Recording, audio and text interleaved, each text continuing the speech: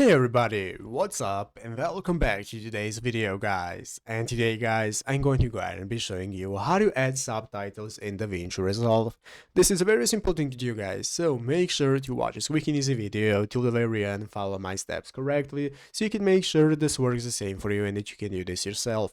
But yeah guys, let's get straight into it. So the first thing you want to do is go ahead and open up the official Davinci Resolve program right here if you haven't already, and after opening up guys, you'll be greeted by this main page right here, which is the home page of Davinci Resolve, where we can get started with adding our media and files we want to use. So we can do that either directly by going into our folder and dragging and dropping the videos we want to use directly into here, or just going to the file option and then clicking import and adding the media we want to use.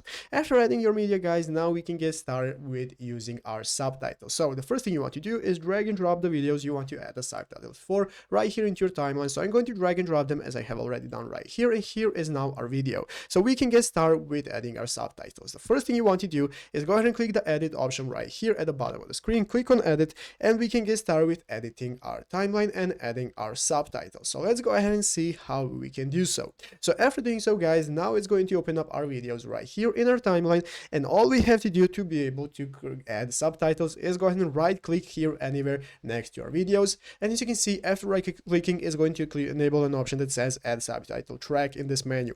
Add a subtitle track guys, and now here's our subtitle where we can get started. As you can see, when you right click, adding a subtitle, that's going to enable us to input our captions.